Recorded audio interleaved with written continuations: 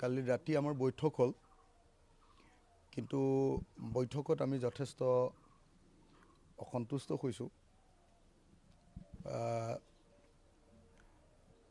কথাবিলাক বদলি আছে, সেইকাৰণে আমাৰ দলৰ আজি জৰুৰী কৰ্ণধাৰ সমিতিৰ বৈঠক বহিছে। কংগ্ৰেছক শেষবাৰৰ কাৰণে এখন চিঠি দিয়াৰ সিদ্ধান্ত গ্ৰহণ কৰা হৈছে। খন্তেক সময়ৰ পাছতে কংগ্ৰেছৰ কাৰণে এখন চিঠি দিয়া হ'ব। সেই চিঠি পোৱাৰ পাছত যদি কংগ্ৰেছৰ ৰেছপন্স পজিটিভ হয় তেতিয়াহ'লে ভাল, আৰু সেইটো কমপ্লিটলি এতিয়া সেইকাৰণে কংগ্ৰেছৰ ওপৰত নিৰ্ভৰ কৰিব। কালি কাৰ লগত মিটিং হ'ল, কোন আছিলে কংগ্ৰেছৰ লগত যে মিটিং, কোন আছিলে? কংগ্ৰেছৰ এখন নিৰ্দিষ্ট কমিটি গঠন কৰি দিছে। সেই কমিটিখনৰ লগত বৈঠক হৈছে। মই আপোনাৰ সভাপতি গৌৰৱ গগৈ ডাঙৰীয়াৰ অনুৰোধত সেই কমিটিখনত আমাৰ কিছু সংখ্যক নেতা আৰু তেখেতসকলৰ কিছু সংখ্যক নেতাৰ লগত আমি আলোচনাত বহিছিলোঁ। আলোচনাত বহুতে কথাবিলাক মানে আগতে কিছুমান কথা চিজিল হৈছিলে, সেইবিলাকো আকৌ খেলি মেলি হৈছে। আগতে যিবিলাক সন্মতি দিছিলে আকৌ সেইবিলাক কথাও আকৌ বদলি হৈছে। গতিকে মঞ্চন খুব বেয়া মানে বেছিয়ে বেয়া, আৰু আমি খুব টেনশ্যনত আছোঁ, টেন্স চিটুৱেশ্যন। দলৰ ভিতৰতো আমি আলোচনা কৰিবলৈ যোৱা মানুহকেইটাৰ ওপৰতে খং চবৰে। দলৰ মানে ভাবিছে যে আমিহে মানে কনভিন্স কৰিব পৰা নাই, আমিহে কঠোৰভাৱে কথাটো ক'ব পৰা নাই। আমি দলৰ কিছুমান পুৰণি মানুহ যিবিলাকে দলৰ ডাঙৰ দায়িত্বত আছে, আৰু কোনোদিন যেতিয়া একেবাৰে দলটো দুৰ্বল অৱস্থাত আছিলে, জন্মলগ্নৰ পৰা যিবিলাক মানুহ আছিলে দুৰ্বল অৱস্থাত, সেই মানুহবিলাকক ছিট নিদিয়াকৈ আমি নোৱাৰোঁ। আৰু এটা কথা আপোনালোকক মই জনাই থওঁ, আমি মাত্ৰ 15টা ছিট বিচাৰিছোঁ। তেওঁলোকে আগতে খুটি এটা মাৰি দিছে যে 100টা ছিট লাগিবই। 100টা ছিট লৈ যদি চববিলাক তেওঁলোকৰ মনৰ পচন্দত লয়, তেতিয়াহ'লে কেনেকৈ এলায়েন্স হ'ব আপোনালোকে নিজে কওক। 100টা ছিট লোৱাৰ পাছত হয়নে নহয়, আমাকোতো কেইটামান জিকিবলৈ দিব লাগিব ন।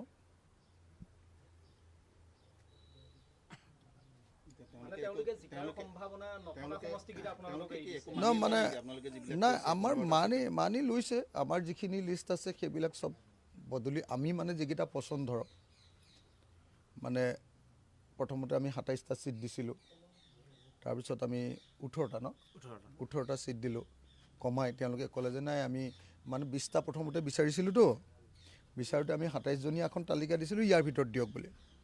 তেওঁলোকে কোনোপধ্যে 20টা যেতিয়া নহ'ব বুলি ক'লে, তেতিয়া আমি কমাই লৈ 18টা ছিট দিলোঁ, ক'লোঁ যে ইয়াৰ ভিতৰত 15টা দিয়ক। এতিয়া তাৰ ভিতৰত আমাৰ যিকেইজন গুৰুত্বপূৰ্ণ মানুহে খেলিব, সেই চব ছিটবিলাক বদলাই দিছে। তো গতিকে সমষ্টি মিলা নাই মানে সমষ্টিও মিলা নাই, আৰু মোৰ 15টাও হোৱাগৈ নাই, সমষ্টিবিলাকো মিলা নাই। আকৌ মূল পদবীত থকা মানুহবিলাককে যদি আমি আওকাণ কৰোঁ, আটাইতকৈ বিপদৰ সময়ত থকা মানুহখিনি, তেতিয়াহ'লেনো কেনেকৈ আকৌ পাৰ্টিটো ৰখাম। আৰু কিছুমান বস্তু মানে এনেকুৱা যে কিছুমান সমষ্টি আমাৰ একদম যোৱা 5 বছৰ ধৰি একেধাৰে মানে কাম কৰি একদম বুথ সমিতিলৈকে, আমাৰ ৱাৰ ৰুমত বুথ সমিতি জমা দিয়ালৈকে আৰু ৱাৰ ৰুমে চেক কৰালৈকে, সেই গোটেইবিলাক বস্তু মানে গোটেইবিলাক বস্তু আমাৰ হেৰি হৈছে। কি কয় গোটেই সমষ্টিবিলাকত কাম কৰি আছে। এতিয়া কাম কৰি থকা সমষ্টিত নিদি বেলেগ সমষ্টিত দি দিলে এনেই আৰু মানুহক দেখুৱাবলৈ চিট কেইটামানহে লোৱা হ'ব। দাদা আজি যিখন চিঠি দিব সেইখন কিবা সময়সীমা বান্ধি দিব নেকি পুনৰবাৰ? আমি মানে ড্ৰাফ্ট এটা বনাই আছোঁ, বনাই হোৱাগৈ নাই। ড্ৰাফ্ট এটা বনাই আছোঁ।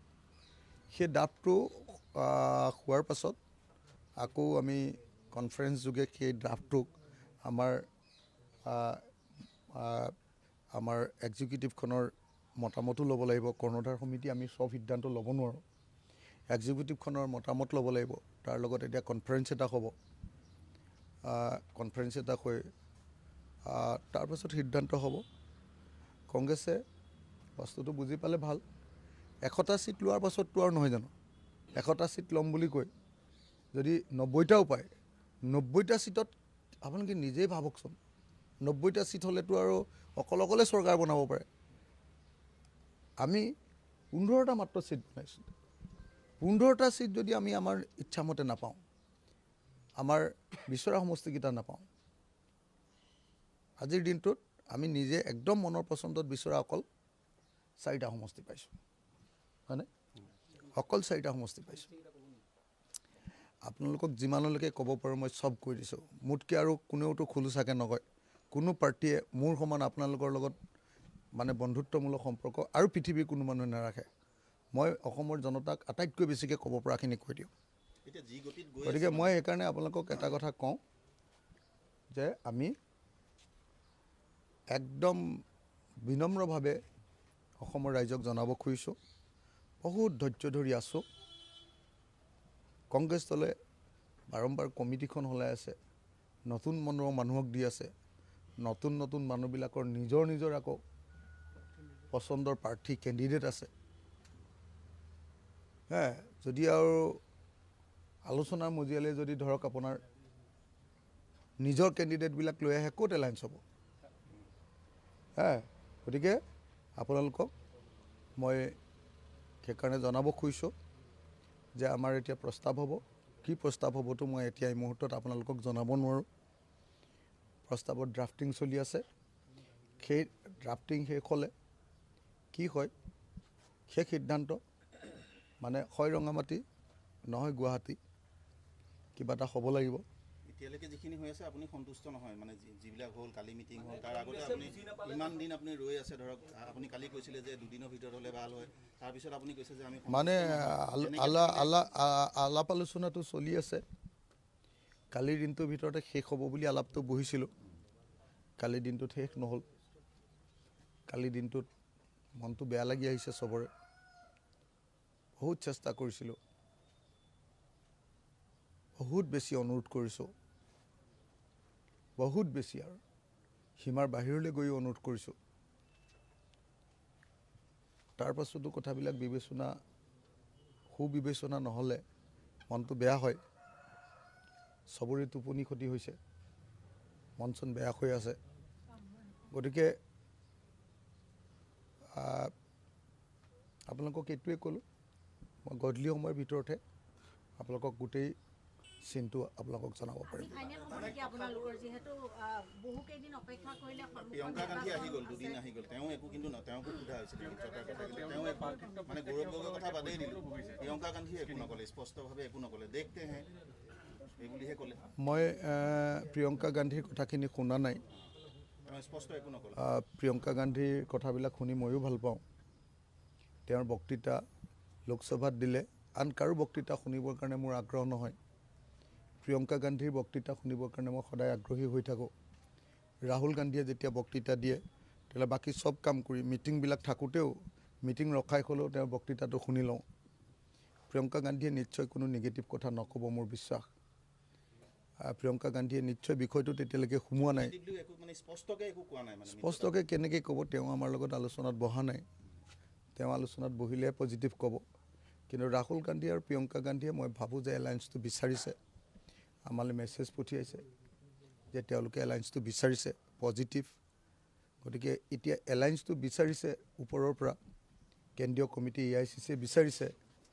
এতিয়া ষ্টেটত আলোচনাত বহা মানুহবিলাকে কথাটো বুজি পাব লাগে যে বিজেপিক যদি পৰাভূত কৰিব লাগে সাম্প্ৰদায়িক আৰু ফেচিবাদী শক্তিক যদি বিদায় দিব লাগে, হিমন্ত বিশ্ব শৰ্মাৰ অটপালি যদি নাইকিয়া কৰিব লাগে, আৰু বস্তুৰ যিটো দাম বাঢ়িছে, মই কালি এখন লিষ্ট দিছোঁ নহয় আপোনালোকক, বিজেপি চৰকাৰৰ বিধানসভাত দি দিছোঁ, আপোনালোকে পাইছে চাগে, যে বিজেপি চৰকাৰৰ 5 বছৰীয়া কাৰ্যকালত কি পালোঁ আমি অসমে, আৰু হেৰুৱালোঁ কি বস্তুৰ দাম যি ধৰণে বাঢ়িছে, তাৰপিছত আমি কেনেকৈ জীয়াই থাকোঁ অসমীয়া মানুহ। অসমৰ চব ব্যৱসায়ীবিলাকৰ ব্যৱসায় ধ্বংস কৰি পেলালে, নামাতি এই চৰকাৰক নবলাই আমি কেনেকৈ থাকোঁ। সেইকাৰণে আমি চব চেষ্টা কৰিছোঁ, ইমান ত্যাগ কৰিছোঁ যে 15টা ভাবি লওক, মই অকলে, আমি ৰাইজৰ দলে অকলে, হয়নে, আমি অকল সংখ্যালঘু সমষ্টিতে 15টা খেলিব লাগে নিয়মতে, গোটেই অসমত 15টা খেলিছোঁ, অকলে খেলিব লাগে, অকল সংখ্যালঘু সমষ্টিয়ে আমি 15টা খেলিব লাগে, অকলে 15টা সংখ্যালঘু চিটত বাদ দিয়ক, তেওঁলোকক কৈছোঁ যে আমাক 3টা মাত্ৰ সংখ্যালঘু চিট দিয়ক, আৰু 2টা এলায়েন্সতে দিয়ক, 3টা পোনপটীয়াকৈ আমাক সংখ্যালঘু চিট দিয়ক, 2টা এলায়েন্সত দিয়ক, সেইটোলৈকে মানিলোঁ, ফ্ৰেণ্ডলিত দিয়ক। তেওঁলোকে এটা দি আছে আমাক সংখ্যালঘু চিট, তেওঁলোকে আমাক এটা দিছে, এটাত দিলে আমি কেনেকৈ মানো, আপোনালোকে নিজে কওক, আপোনালোকে নিজে কওকচোন। বা মই যিমানকৈ ৰাইজৰ দলে যিমানকৈ সংখ্যালঘু এলেকাত কাম কৰিছোঁ, আপোনালোকেতো জানে, আজিৰ দিনটোতো সমাৱেশ এখন পাতিলে বৰাবৰ হ'ব, সেই সময়ত কংগ্ৰেছে যদি অকল সংখ্যালঘু চিটকেইটাৰ কথা ভাবি এইকেইটা আমাৰ বাপুতি সাহোন আৰু নিদোঁ আৰু এইবুলি যদি ভাবি থাকে, কেনেকৈ এলায়েন্স হ'ব আপোনালোকে নিজে কওক। গোটেই সংখ্যালঘু চিটবিলাক তেওঁলোকৰ আৰু এইকেইটা বাপুতি সাহোন আৰু এইকেইটা এৰিব নোৱাৰোঁ আমি। তেওঁলোকৰ বডি লেংগুৱেজটো দেখি কেনেকুৱা লাগিছে আপোনাৰ? মিত্ৰতা ফাইনেলি হ'বগৈ নে আপুনি মানে যেনেকৈ মন বেয়া বুলি কৈছে আপোনাৰ? আমাৰ মন বেয়া, তেওঁলোকৰ মন বেয়া নে ভালটো মই নাজানো। বহুত কথা তেওঁলোকৰ লগত কম্প্ৰমাইজ কৰিছিলোঁ, তেওঁলোকৰ ছিনিয়ৰ লিডাৰবিলাক আহিছিলে, কথা কোৱাৰ লগে লগে এইটো কৰি দিয়ক বুলি কোৱাৰ লগে লগে এৰি দিছোঁ, কিন্তু আমাৰ কথা এটাও শুনা নাই।